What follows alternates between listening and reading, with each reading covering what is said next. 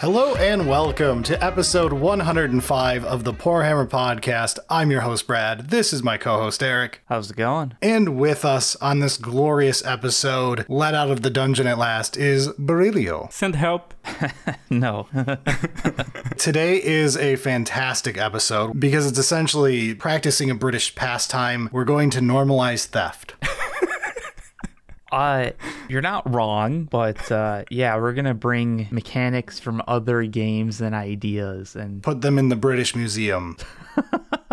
All right, so let's look through a bunch of games that have interesting mechanics and steal them all and try to shove them in 40K. Sounds good. All right, before we start off, quick note. We're very aware going into this that some of these mechanics existed at some point in the distant past. Some of these mechanics would slow the game down terribly, just like, blast templates and scatter dice and everything else that we've tried to get rid of to make the game not take 45 hours to play a single game and lead to horrible arguments. But we want to bring them back. Not really. It's fun to brainstorm ideas, even if we know some of these would be flawed to implement and probably aren't great ideas long term. Right. And some of them we're aware did exist at one point, and we'll bring up ones that we know of. If we miss some that did exist, feel free to point them out in the comments or whatever. I didn't play in second. I don't even know if I was alive at that point because it's so long ago. So probably don't know if it already existed back in second edition. But with all of those out of the way, let's get into some actual ideas here. So Berilio, we brought you on because you play Dota 2 because you are just the worst stereotype. It's not my fault, it's my friend's fault. I just started playing by peer pressure. I mean, that's how things generally happen. That's how most people get into Warhammer as well, so... We have a lot of games on this list, but several of them are going to be top-down, just because, 40K is played on a 2D plane with a bunch of units, so top-down games tend to be pretty good for things actually porting over easily. But let's start with a couple of your Dota ideas. Okay, so let's start with Rubric. He's a cube. And also a hero that steals people's shit. So you're talking about normalizing theft. Rubik's ultimate ability is called Spell Steal. He studies the magical trace of the enemy hero and learns the last ability that he casted. So he basically repeats one of the abilities of the enemy team. Okay, that's an interesting one because I know at a certain point Blue Scribes did something similar in 40K. They're a Tzeentch unit and they could basically steal the spell from an opponent when they cast it. That one's an interesting one to talk about of I know this was in some way implemented in 40K before. Yeah. I believe the 8th edition version of the rules before the 9th edition codex, it was wonky. You had to roll doubles or something, and then when you abhor the witch, you could deny it and cast it, I think, if you had a valid target. I might be getting it wrong, but there was something similar. Yeah, and I mean, that's definitely something that specifically with Psychic could be doable. A little bit more difficult of copying an ability. I think Universal Stratagems lend well to it if we wanted to go that angle of do a Vect style counter the strat thing, but take the CP out of it like a mana drain ability from Magic. Mm-hmm. But how would you do it? Because you kind of have to be in line of sight of the enemy to copy the ability, right? Yeah, you would follow the deny rule in 40K and all that, which again, not in 10th right now, but it's kind of a bad ability on a squishy unit, right? If you put your guy in front of a bunch of other units that's gonna use abilities, they are probably gonna kill the guy that copies the ability. So you kind of have to build in some protection for the character that's gonna use this kind of... I mean, that's why you have bodyguard units and... Make it difficult because that's part of the challenge. Yeah, I was that's how you balance a lot of those types of spellcaster type things of yeah, it's squishy. So that means that you have to have... You can make the ability powerful. Yeah. It lets you make something flashy knowing that it's going to be rare, but it's going to be awesome when it happens and a big talking moment. And if you screw up, you're going to get punished easily. I think it absolutely is doable and it would be fun. All right, let's segue into something that's perhaps very similar. League of Legends. StarCraft has the Of course. Dark Archon and literally just steals a unit. Mind control. And you can steal their builders and then you can play all 3 games at once. You can do that, yeah. You know, the thing about the Dark Archon is like it doesn't have an attack. It has the ability to lock other units down, and like there's a few things to it. It's super frail. It's very late game. It has a huge cost attached. Yeah, the splashy thing for it is it mind controls a unit. Yes. I specifically remember I would play Protoss, build a Dark Archon, steal a drone, and steal an SCV, and you get to play all 3 factions in a game, and it felt amazingly cool. Yes, very much so. I mean, you could also just steal some of their high tier air units or something like that, but... I mean, sure, but we were 12. Yeah, we were 12, and so like, it still was fun to mind control a battlecruiser. That felt good still. So for this one, I do know that there is a light version of this that previously existed. One of the Necron named characters, I don't remember which one, used to be able to do mind control a vehicle and force it to fire for you. Oh, okay. There may still be a version of that on one of the Necron named characters. I don't know. I'd have to go check. I'm pretty sure it existed in like a random Space Marine character too. Now that you mention control a vehicle, we can kind of flavor this ability in many ways, like possessing a unit, hacking a vehicle. So we can kind of also nerf the ability by making it not being able to target mechanical units or not being able to target flashy units. You know, you wouldn't be able to take over a hero unit, a character, or something like that. Or you make it where it has to be a single model unit, and you could take that over, but you couldn't take over, you know, 5 Space Marines because there's too many. They could snap the guy out of it. Yeah, actually, there is quite a few knobs that can be tweaked on how it happens. Yeah, probably have to do an upkeep control check to make sure you keep it and make sure your controlling character stays alive. You could do a lot of things to nerf it and make it very interesting as like a game of keep away. You can also put a requirement like just control units with toughness less than X, and then you combo it with other units that lowers the toughness of someone or something like that. Whoa, you're getting into synergies in codex design. That's... Too advanced. Yeah, right. We gotta start Games Workshop off small, man.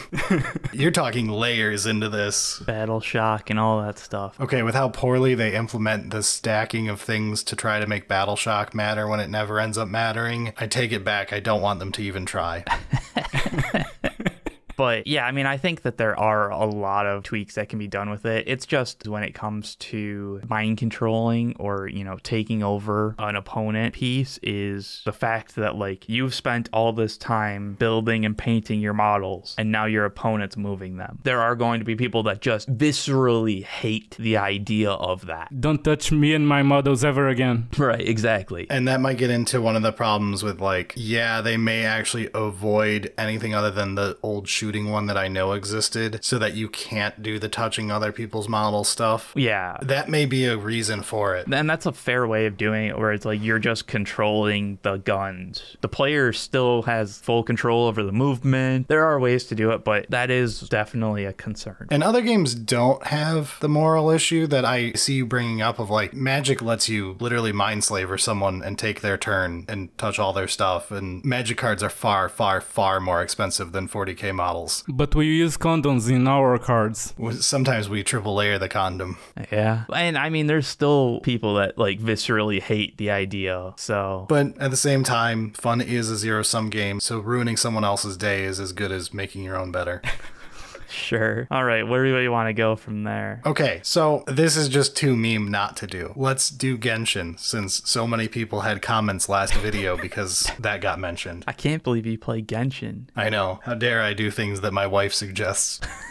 But this actually gets into an idea I had when I was brainstorming mechanics for Emperor's Children. So in Genshin, one of the key things when you have combat like that is crowd control, specifically manipulating where an enemy is to try to like group people together. So Kazuha is a character there. He has an ability to like suck everyone towards him. And then you can utilize that in addition to having someone who does area damage to get everything close together and then go boom, right? I do know that in old 40k, in the long ago, Slaanesh had whips, from what I'm remembering from like old people talking about this. And if something failed morale, you could whip them off the board and like move them until they left the board, and then they would like die, because like if something left the board off the side, it would die. And my thought was actually the opposite of, well, that's funny and haha whip sex stuff.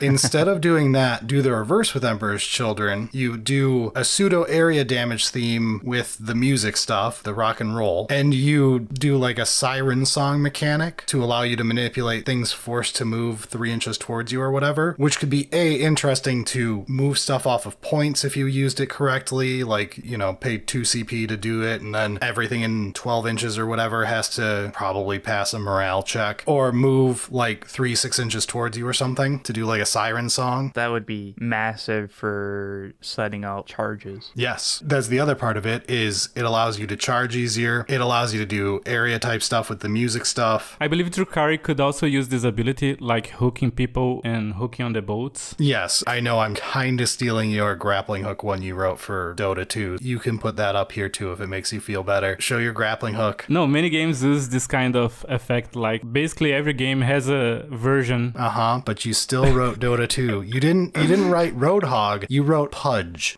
Well, I mean, because Pudge is the better character out of all of them. It's not Blitzcrank. Why would we choose the better, more popular game, League of Legends, when we could go with Dota? Fight me, nerds on the internet. Yeah. I'm just kidding. League of Legends is also shit. They're all garbage. Stop playing MOBAs. Wait, hold on. How I'm gonna legally insult my friends? I do it all the time. I'm doing it right now as I speak to you. And Eric every week. But you're in the land of the free. But yeah, I believe you can flavor this ability in many ways. We can basically put this in any faction, right? Oh yeah, you could force it all over the place.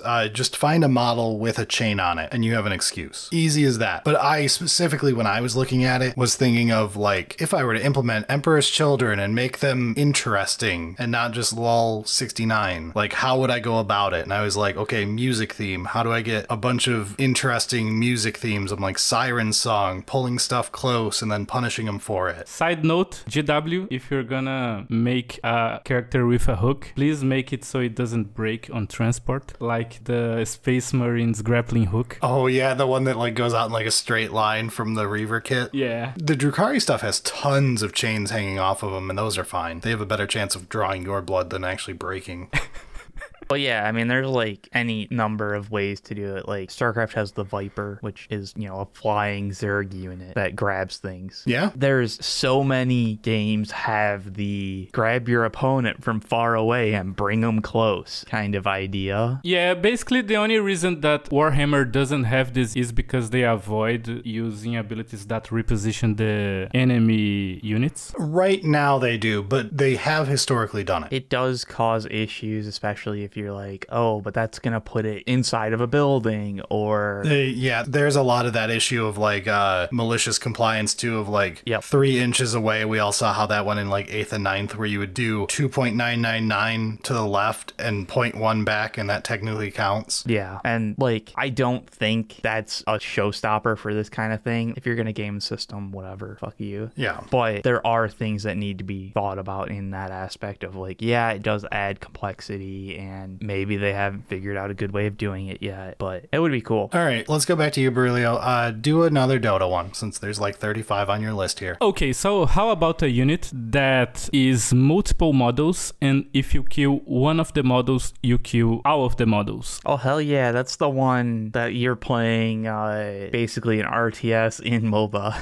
Exactly. Send one of each unit to each side of the map and control all of them. Yeah. I could see that working for a faction that has, like, Drukhari has the, it's the ability on an Archon. It's the hologram field. I forget what it's called. But anyway, if you have something like that where you could have it where it's like, you get more copies of the model, but any one of them dies, kills all of them. That could be very cute to get a bunch of, like, cheap characters to go do actions in various places, but they're all ultra fragile because, like, one dying does all. That's very cool. You can also flavor it like a Tau vehicle that has a control core and has its arms and legs scattered a few inches from the center model or something like that. Or a controller for the drone squad where like you kill him and all the drones die, but the drones could act far away from him. Right. I mean, it could be like Necron Overlord kind of thing, even of like... Yeah, they've never implemented that well, so I don't want to use that example for my own emotional impact, but... It would be like early 9th, I'm sure. But it is another possibility kind of thing. And you can also use, like on Tyranids, a hive mind. Yeah, I mean, there's definitely cool things about having like multiple models linked to a single weak point kind of thing. All right, let's move on to something that's like different. I want to talk about gambling. Are we doing Corsairs? I love orcs. Like, I just want to roll dice and like, yeah. Final Fantasy Corsair has the coolest, the absolute peak pinnacle coolest gambling mechanic in a game ever. It really does. It's such a cool buffer. It's from Final Fantasy XI. Corsairs are a buffing unit like a bard, which is in most MMOs, you know, the guy who does a thing and you all get a buff, right? Except he's a pirate. Yeah, Corsair's version of it is you are a pirate, and you give everyone buffs by gambling, and you play blackjack, and everyone watches you play blackjack, but it's best of 11, not 21. The higher the number is, the better the buff, but if you go over 11, you bust. That's really cool. You get negatives. But then you get a bunch of abilities that let you manipulate the numbers, so you're playing loaded blackjack because you're a pirate. Yeah. You can get it to be pretty reliable to basically always get close to your blackjacks. Well, but there's also the fact that, like, in that one, each ability, you know, if you were trying to buff, like, the attack power or whatever, one of the numbers that isn't the highest was, like, the happy, good number. Correct. Worked as a trump card. So, Eric, are you telling me you want an orc model that you can start shooting and then you can go shooting more, but you have a chance to explode your weapon or something like that? That's not bad either. That could work. And then you gamble flipping cards on a table, increasing your DACA, but if you go too far, you damage your own model. I like it as a detachment idea for something like Freebooters to get a really piratey theme. Yeah, I was assuming it was probably going to be like a stratagem or maybe detachment. I'm very on board with this. This is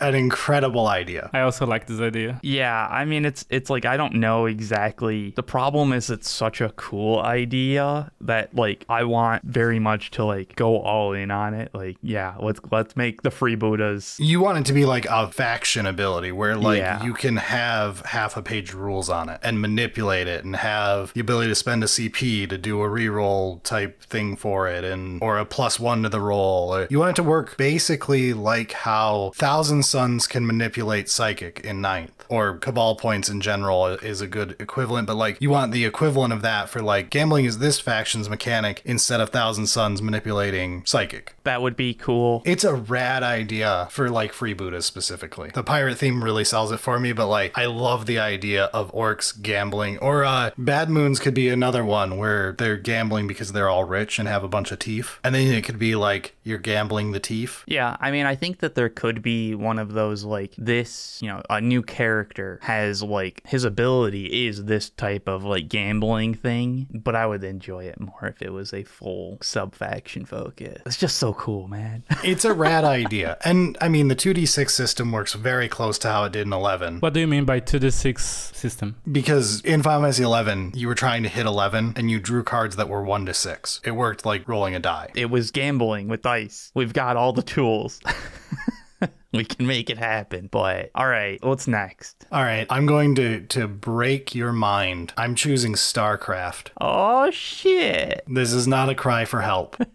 I want everyone to know that up front. I'm picking StarCraft and not Eric, and nothing is wrong. I didn't actually force him to do this one. So I was watching Dune a couple weeks ago, and while I was watching The Sandworm, I was like, man, the Nidus Canal would be a sick thing to implement in 40k as like a sort of like teleport point to point. And Skaven even has a similar mechanic, or did at least, in AOS with their hidey holes, whatever they were called. The Underhills. Yeah, whatever they were called. But they had it in AOS at one point. I'm like, this would be an interesting mechanic for Gene Stealer cults or something that, you know, you could be a little sneaky for. And then I was like, Brad, you're watching a movie. Would you pay attention and stop thinking about 40k? That's fair. I do think that would be really cool because Nidus Canals are just like some of the most interesting movement strategy components in any strategy game. It feels right. Yeah, the system, for those who don't know, is you have to make an entrance and exit point, and then you can travel between them like there is no distance between them. Yeah, it's just two buildings that are basically movement linked together. Brad, you're describing... I know League of Legends and Dota both had this mechanic. I'm aware. What's the Dota character? Say it. You'll feel better. Get it out of your system. Underlord. I can't get over the Dota non-names. It still bothers me to this day. So, like, that one, he just, like, makes a spot and can teleport back and forth, or what? Yeah, that's exactly it. Yeah, it's going to be difficult to figure out, like, what the limitations would be for Warhammer. One of the main limitations to me would be, think of all the fortifications we currently have in 40k. Yeah. That are terrible, and the rules around them that are terrible. Yep. There's a lot of uphill battles. You could basically make it work exactly like StarCraft of just place the entrance and the exit, and you can now move between them with 0 movement, and it would still be difficult for it to be competitively viable ever. I think the place the exit is the difficult part of, like, what are the limitations? Where can you put it? You probably would piggyback on the resurrection coin thing that we've got in Gene Stealers right now. Yeah, that's fair. I have lost all ability to name mechanics tonight, guys. You can also delay the exit. That's what I mean. Gene Stealer cults, you put it down and they have a turn to interrupt you. I see. This way you can put on enemy territory and the enemy has a chance to react. No, that would be sweet. But again, at that point, it's going to be really bad. So it has to be really easy to do. Or you can, like, place it in a spot that, like, you kind of have control over, and, like, it's just going to make it easier to hop to the other side of the battlefield and re-support. Yeah, and you would just make it be Epic Hero rule where it's only one allowed. Yeah. In fact, fortifications might already have that. I have no idea. No one takes 2 of them anyway. Yeah, I was like, why would you ever take more than one? Why would you take one? But, like... Yeah, 1 is hard enough to sell. Yeah. All right, back to you. What's your next generic character name? This time I'm not going to Dota. I'm going to Elden Ring. Okay. All right. Last week, when the shield captain for Custodes was revealed, I thought he was pretty short, but his shield was cool. And then I remembered a clip from Elden Ring of The Wall. A guy using 2 shields, 1 in each hand, and he only attacks were bashes. Okay, I immediately think orcs, but I think that's too easy and we have to rethink. Yeah, I was like, that is orky, but I think you can do better of, like... A named Bulgrin instead of a named Ogrin, so you get double shieldy Bulgrin. What is the chapters that is all about fortification? Imperial Fists.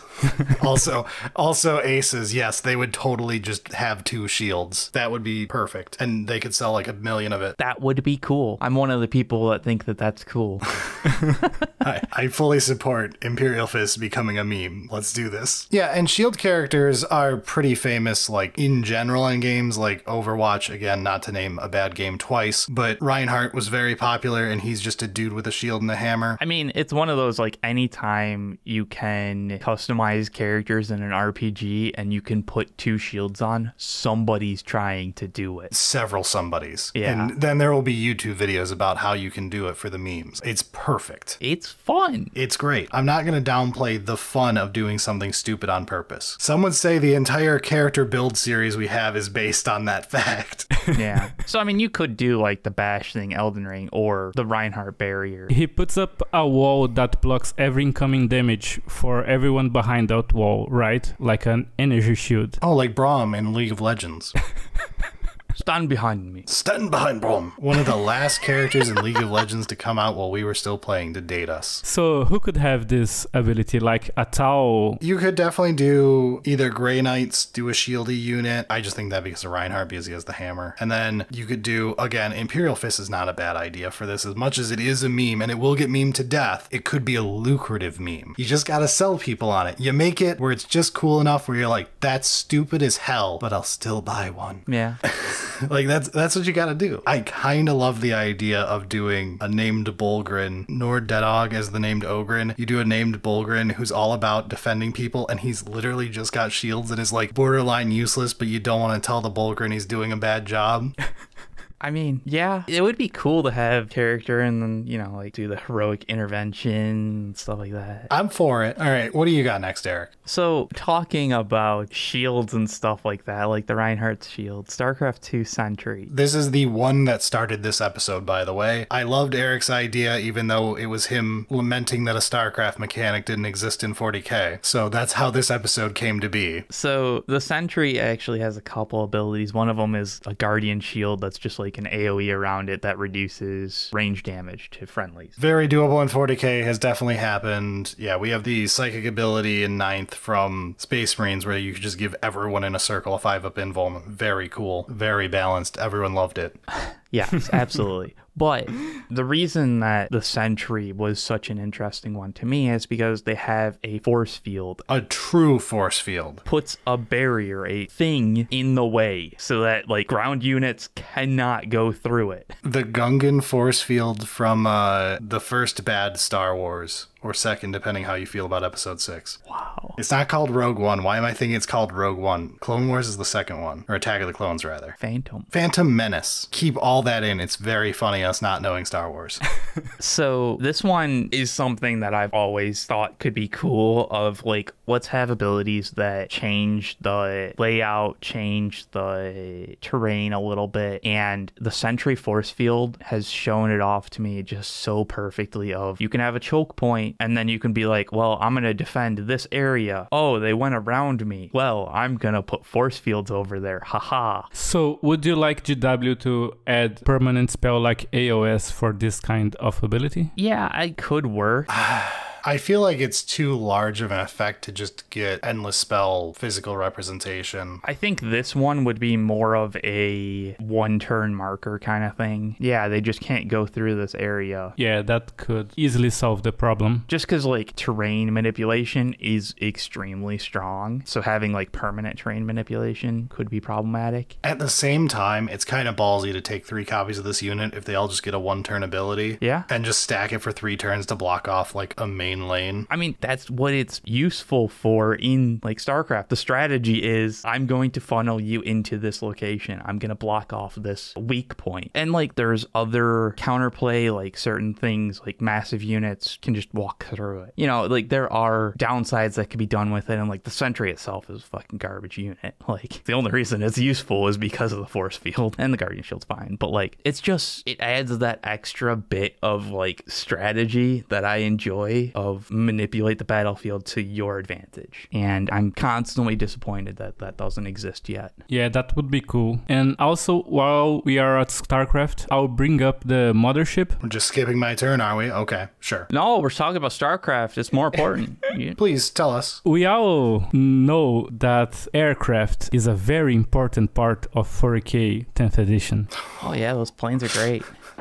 So why not bring another plane to the game that will certainly get played? Okay, continue then. We really do need to talk about this then. So how does it work? See, you spend 300 minerals and 300 gas to do nothing.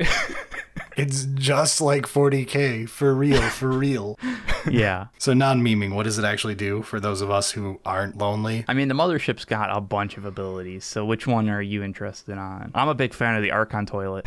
What's the Archon Toilet? You don't know what the Archon Toilet is? Bro, StarCraft 2 sucked. The Archon Toilet is such a fantastic ability, man. You cast Vortex, and it sucks all your units. It sucks all units in. So, like, you know, you cast it on your opponent's army. It doesn't damage them or anything. And then you take all of your Archons, and you also put it in the Vortex. You know, black hole them all together. And then when it ends, all of your Archons splash damage to the opponents, and they all die. It's the Archon Toilet. That literally just sounds like my Kazuha thing. What's the other mothership ability? There's also the Time Warp. It slows stuff down. Yeah, I was thinking on a ship that could teleport units back to it and bring it back to the base or to your side of the field. That is actually something that would be cool for a aircraft unit to be able to like, okay, take these units and teleport them either to the aircraft unit, or the original ability was like take the mothership and everything around it to home. Sounds like a very chaos vehicle for me, like CSM could have it. Yeah, like messing around with the warp. Yeah, exactly. Yeah, it feels Thousand Sunny to me, but I think that's just because teleportation, I instantly link to warp stuff. Yeah. I mean, it is derivative of the Grey Knight current ability of the teleporting around, but it's probably not one you give to Grey Knight. If you're making it like a specialty model for a faction, you probably do it for a more frail faction as like a get out of jail free card type thing. So like something, I don't want to say Guard. Yeah, Guard has shitty weaponry. Yeah. It might be like skinnable for Tau as like tech to get him out of close range. Like, our position's getting overrun. Teleport us back to base. Beam us up, Scotty. Oh yeah, that works out pretty well. Yeah, Tau, Protoss, they're very similar in looks. Yeah, and like, you know, it's one of those like, oh, I'm being attacked at my base. How about I just grab all my units and bring them back? Yeah. That would be neat. All right, can I finally have a couple turns now since we're all skipping over Brad? I mean, unless you're going to talk about a Dota character, Brad, then go ahead. Brad, are you gonna let Eric tell you what to do? Bring up Dota. Bring up your favorite character. My favorite Dota character is Queef. Wow. Grimstroke is a real name. It is. I figured that you were going to go with like one of the actual real names that were dumb, but no, Queef is where you landed. All right. Okay. Templar Assassin, legally distinct Donut Steel, not a Dark Templar. She does damage that hits in a line, because I'm reading the show notes. So piercing shot from every RPG ever. Yeah. And we do have these in 40k already. I don't know if any made it into the 10th indexes, but they were in 9th edition for a whole bunch of stuff. Mortarian's gun, Void Dragon's ranged attack was the throwing the spear and it did damage in a line. There were quite a few in 9th edition. They always suck, mostly because they all got limited to like 12 inches. Yeah, but like, it's such a neat thing that you can just tack on and give extra. Yeah, it's a cool idea, and I love the idea of actually doing it, especially for something like a las cannon or something, or a railgun like pierce in a line. Something big and flashy, like a night weapon. I like this kind of ability because it's cool to use and there's many ways to balance it, like the range, also the damage. The more it goes through enemies, the damage can decrease. And also there's line of sight. Your opponent can play around it if he knows that the characters does that. I feel like in 40k, I want it to be, here's the line, you draw it, I don't care how many walls get knocked down. Like, you put it on something big and flashy, like the Kamehameha through an entire side of the battlefield, right? Yeah. Like, I want this big. I see what you're saying, because like we've had some, and honestly, any of the ones that we have are gonna be like, it's just that extra little bit of flair. Yeah, and that's fine, but like, it's not needed then. But if we put it on this big fuck off cannon That's on a 400 point body, you can do anything. then it's like, all right, let's make it good, right? Like, let's make it insane. Yeah, if you toss it on like a 400 point body, you can make it do a lot and still not be worth it, but be awesome. Like, draw a point from the model to the end of the board. Everything in that takes damage. Yeah, like maybe you have a range limiter like a normal gun does, but the just wave your measuring stick of choice, that sounded weird. I was like, wow, that's, yeah, that 4-inch measuring stick. Pop up on the table. Whip that measuring stick out. Make sure it's not cold. That'll affect how big it is. Pool. Thermal contraction. All right, can I have one that's not Dota? Sure. We gotta move on from that disaster. Let's do a Final Fantasy 11 one so my wife can divorce me. All right. So this started off as one that a patron recommended when I was having them spitball. They're all terrible at it, but every once in a while one would name something good. They brought up the idea of like a different style of stealth to do a surprise attack assassination thing. Drop your stealth to get a kill. Like an actual, like, assassin in all of the stealth games that we've ever seen. Yeah, as opposed to just no shoot me, please no. Yeah.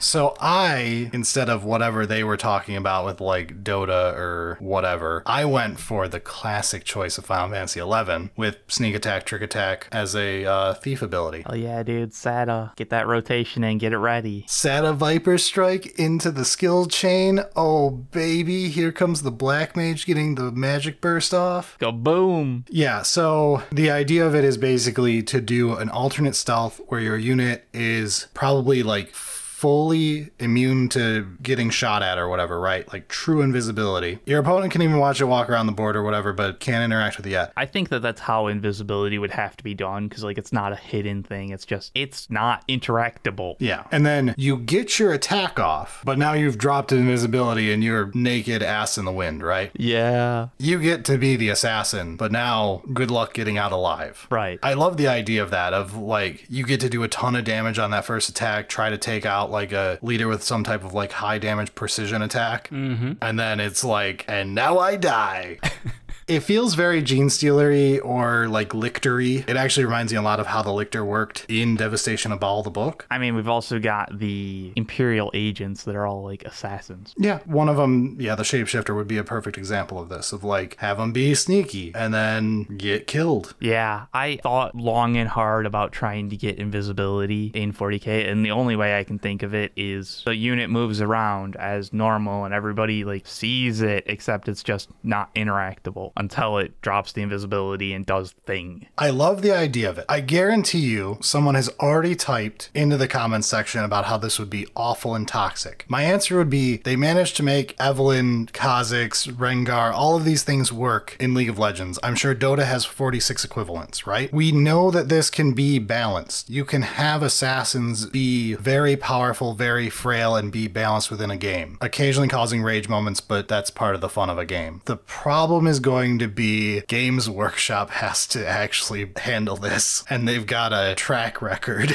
Right. It's definitely an ability that could be easily abused. You would have to get very competitively minded players involved to think of all the abuse cases and figure out the flashiest way you could implement this and have it still be pretty benign, balanced out, like you're accounting for it in the balance of the game. GW doesn't have a great track record with that. So, I mean, SATA was always like a positioning thing. You're not really talking specifically about that. No, but that's another great idea of like flanking type stuff, which I know used to exist, and I know you used to be able to shoot a tank from a certain angle and get a critical shot and hit the explosive chamber within and blah, blah, blah. I don't care. Flanking is a cool idea. Gene Stealer Cults did it with their 9th edition exposing a vehicle by shooting it from two sides type stuff. It's been in 40k before, totally fine, but I was more talking about the coming out of invisibility to get a cool big attack. There's plenty of stealth factions in 40k to choose from, and stealth is underutilized in tabletop other than the literal mechanic called stealth, which is just a good stat buff. All right. You want to know another one that I thought about far too much but haven't found a good way of doing yet? Go for it. You're on a roll because you mentioned Corsairs. You have my attention all night. It's creep. Oh, creep from StarCraft. StarCraft. Okay. So it's like Zerg basically spreads and, you know, it gives a little bit of vision and makes all their units faster, and like it has to be there to build stuff on. And I am 100% sure this has existed in narrative within the past couple years. I am sure there's probably one in one of the current Crusade missions that I haven't read through. This is too obvious to not exist. Yeah, I haven't read through all of it, but I haven't seen one that takes it to quite the right level of inevitability spreading kind of thing. Specifically with one of the big things for creep is like you can spread it from, you know, they're called creep tumors, but it's like, oh, this spreads to a point and then around there it spreads, and then you make a new point and around there it spreads. And, you know, you've also got like a unit that can go around and start spreading it somewhere. And like, at least for StarCraft, it's a massive difference between being on and being off creep for your buff. I don't know. And like, this is definitely something that I'm not trying to advocate to go into the main gameplay. It's a fucking nightmare. No. It's very clearly a narrative mission. Yeah. It's very clearly a narrative mission. But yeah, it would be a fun little thing to add on to. Like, stop the spreading? Yeah. But Brad, what do you want to talk about next? Oh, screw it. I'll do a StarCraft one. Oh, shit. I like this idea. It's more a unit than anything, but the siege tank. Ooh. It's like one of my favorite things in StarCraft 1. I love turtling. I love lurkers. Lurker D is probably where I spent half of our time. Lurker D, let's go. Anything to do with setting up a siege tank hillside and... Dude, those siege lines with missile turrets just felt right. But like, how does 40k's Astra Militarum not have something this cool? Yeah. I guess it's because they're supposed to look dirtily and old-fashioned. Like, everything in Guard purposely looks like a terrible old World War II tank. But if Guard doesn't have it, at least Tau should have it, right? Yeah, so, okay, so we give it to Tau. Freshen up Tau's tanks to be a little more appealing. And that could actually work with Tau, of like, make big, scary guns, and like, the downside is it can't really move. It Hilariously, Tau is actually where I can think of something close to this. Of the Storm Surge has his clamp down legs. He used to have to actually clamp down in order to fire, and it was like a 2-turn ordeal, and it was terrible. That's actually the closest. Tau actually does have something that somewhat resembles a siege tank, I guess. Would you rather have GW design a Transformer toy? Absolutely. Yes, 100%. It's part of what I want, yes. Absolutely required. I mean, if it's going to be that, then it has to be Tau. You don't want two models to exist and you swap the models on the battlefield? Transformer model. Look, I've seen the AOS team make the most beautiful sculpts imaginable. You can make a siege tank. I have faith in you, GW.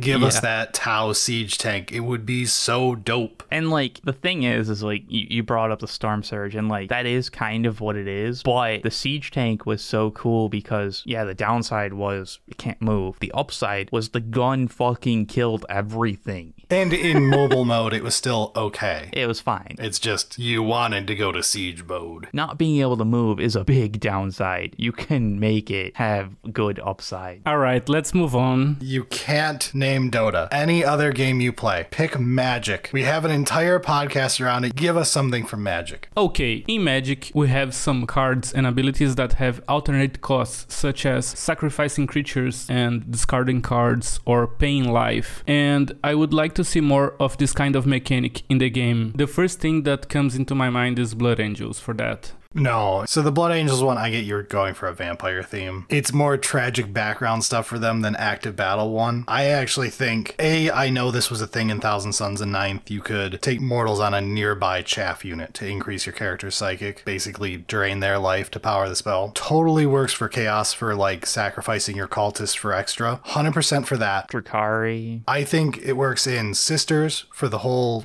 martyrdom theme of like, there should be more ways to have sisters give up their lives on purpose for an effect and because it will fuel your miracle dice. Like that's a good use of sacrifice design, is getting multiple bonuses out of doing something negative to turn it around into a positive. Given their mechanics, that's something that like it just seems obvious that that's what you would have as an ability somewhere to like combo synergy. That's not how codices are written. Do you think you can use this on Gene Stealers? Gene Stealers is another one I thought of. And I can see the Horde aspect being used on its favor. Technically, Guard has had it with Commissars being able to blow a dude's brain out to auto-pass morale. It's existed there. Orcs have had it with head bashing, having a war boss bust a dude's skull so that they auto-pass morale. So these have existed in certain ways, but it's been very minor and just sprinkled in as like the budding of an idea, and I would love to see them actually like commit. A detachment entirely devoted to it. Yes, like something that feels purposeful within a faction's identity and actually like built around it. Sisters is a huge one for me because like their whole idea is self-sacrifice. It would play really well. I mean, there's always the idea of like you can just make the Defiler like in StarCraft that consumes to get energy and stuff. Sure, there's the idea of like have a chaos character who could,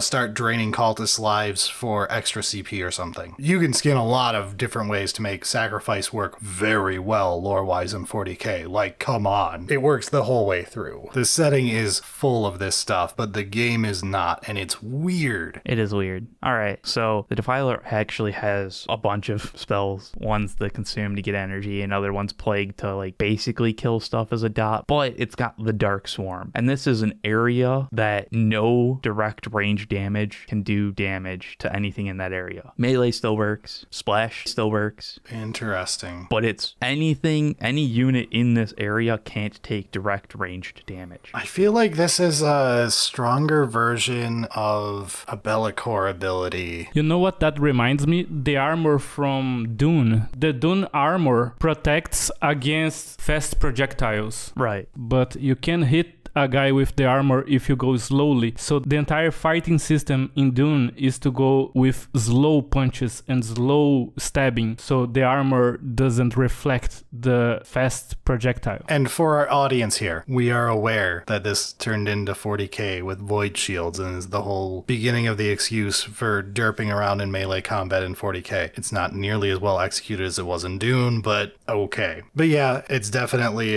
very different. It's just another one one of those area denials kind of thing. I almost guarantee this is in a narrative map we played in Crusade last edition. Maybe it was, I feel like there was like a void shield or something you could activate and it would take the next shot for something within 6 inches of it or something. I'm trying to remember. And I know this was on an actual Forge World unit that had void shields where it would eat the shots for the first like 6 shots would automatically fail that hit it. Well, so like one of the things that I've always enjoyed about the Defiler Dark Swarm is it's not your units only. Any range damage that's in that area. Enemy unit doesn't fucking matter, man. Ranged weapons with direct damage don't do shit. It's definitely cool. I don't think you can give it to a faction that focuses in melee though. It has to belong to something where it's not that strong for them and can backfire. Yeah. It's gotta be Eldar. I know Eldar will cause certain parts of the audience to like freak out, but like something frailer. I don't know exactly. I mean, Dark Swarm is one of the strongest, if not the strongest abilities in StarCraft. It reminds me of the idea of the like sneaky ambushy mechanic of like very strong and flashy. You have to make sure you balance it right. And that's why a lot of these mechanics don't exist in 10th and everything is very boring and safe so that they could make sure they didn't screw up the balance too bad. Yeah, and that's fair. But at the same time, some of those unbalanced things are the most exciting and cool. They are. Flashy things are important for a game's appeal. You want something sexy that you remember. So, speaking of sexy, Greenstroke, let's go back to Dota. I'm the editor. All right. Yeah. You're gonna force us to do it anyway, so who cares?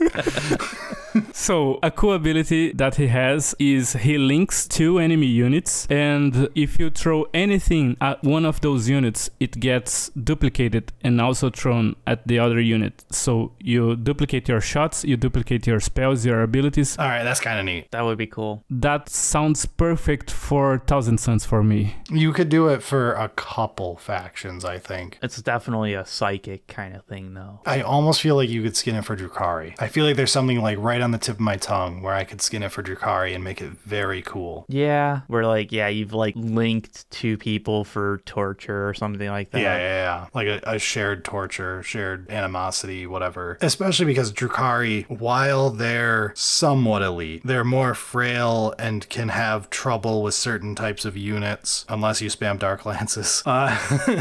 But I'm more thinking about this of like, you link their elite unit to their chaff unit and then have the witches blender the chaff. I could see a couple factions doing this. It's clearly Chaos would love this. I almost feel like you could get away with it with Tyranids too in the same way you could with basically any psychic heavy faction. Yeah. It feels out of character for things like Eldar or Space Marines. It doesn't feel like their shtick. Maybe for like Inquisition themed or something. But yeah, it's a bit weird. Also feels out of theme for Necrons. Yeah, Necrons doesn't care. Necrons would just fire more. Same with Orcs. They don't care. They're just gonna fire more. Orcs don't give a shit. 2 for 1 sound awful to Orcs. They want more fight, not less fight. That's less DACA. The fuck? That would be cool, though. I could see some fun. It doesn't have to be too strong either. All right, I think we're about done. Yeah, the only thing I wanted to say before was like the Colossus having the ability to just like walk up terrain because it's so big. That should be something that like Titanic units just kind of ignore terrain. I also have one more. Okay, only if it's not from Dota. Okay, so the Ballistic from Apex Legends, he has an ability that overcharges enemy weapons. That could be a cool ability to have as a counter to units that shoot a lot of DACA. So you're not just talking about overloading like in 40k terms with plasma. You're talking like in general, he can like jam weapons. Yeah, so we can have a character that his role in the game would be to kind of stop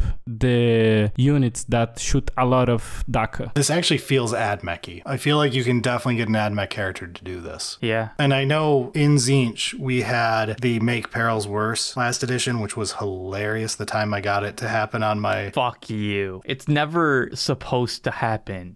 Not even the one on you. I had it happen to our buddy who was playing Death Guard, and he had his single Death Guard Psyker, Perils. I paid the CP to double the Perils damage, killed the Psyker, caused the explosion from a Psyker dying from a Perils, and for like him failing and then me paying a CP, he took a total of like 10 mortal wounds because of how he was set up. This kind of gets into the whole like story time, I remember this years later thing. Like, I love stuff like that. So I'm very on board with the idea of this for shooting, and I feel like we could make this like AdMech-y. Yeah, I just wonder if you would do this style style of ballistic of, okay, they can shoot, but if they shoot too much, then like blows up, or they can't shoot for the next turn. Or if you would be like, make all of the ones that they roll work like plasma. They're all hazardous. all hazardous. Yeah, there's a few ways of doing it. I'm for this. I actually think this is a good one. Of course, this is a good one. It came from me. And it wasn't Dota. We let him on the episode like once in a blue moon and he just hams it up every time. And you people just keep eating it up and believing his shit. There was never 13 ideas that was cut that were shit. No, definitely not. No, This episode editor ends up would as like never 20 do it. minutes. Dota, I never talked about Dota. He keeps talking like he keeps bringing up Dota. This Brazilian's not obsessed with Dota at all. It's very weird. I'm thinking he's not Brazilian at all. Oh man, this was fun. Like there's so many more, and not just so many more Dota, There are a lot of Dota on this list we didn't get to yet, by the way. but like there's like other Final Fantasy, and like I mean there's the entire aspect of any of the games that have board layouts, you know, like grid or hexagon or whatever. I mean that's a strategy game genre that I fucking love. Just tactics in general. Yeah, it is fun to think about how a bunch of these would go into 40K. And it's not only abilities, we have like a lot of systems that we could steal from other games too, like the Genshin Impact element system. Oh man, we could get into that one too. That's a spicy meatball. But I feel like that one, you could get into like a more AOS setting with that one. But that could be good for a future one, who knows? Yeah. But anyway, I think that's enough for this topic. We've been covering this for like almost 2 hours on our end, so I don't know how long this episode is, but there we go. As a final thing before we go, we have decided the episode that will air the week of April 29th will be Book Club for The Fall of Cadia by Robert Rath. You have until then to read the book and be all prepared if you're afraid of spoilers. Wow, you literally picked the latest possible while still keeping to our initial idea. It may have something to do with the fact that I just begged my wife to read the book with me so we could have her on again. Yeah, no, I'm not complaining, all right? I just think it's funny. I'm sticking to a GW definition of late in a month. Yup. If the video is a day late, we're screwed. I'm just like GW now. Berilio, this edit job has to be done on time. I'll start editing now. Yeah, right. All right, and as one last thing, Buy the shirt. Buy the shirt. They joined the merch site. They don't even know how to sell merch. Buy the shirt. we should shout out all of our patrons for the month. These people keep us running. They are 4K Fart. God damn it, the first one. Got him.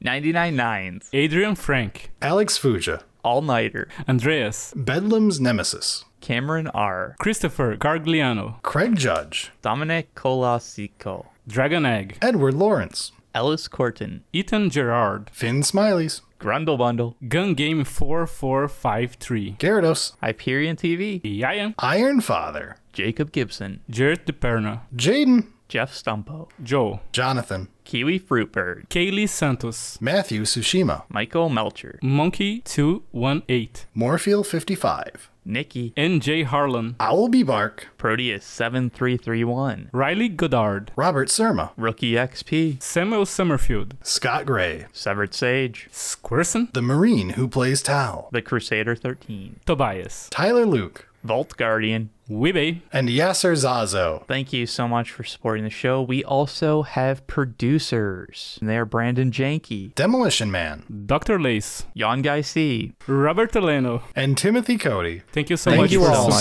supporting the much. show. Take one of them.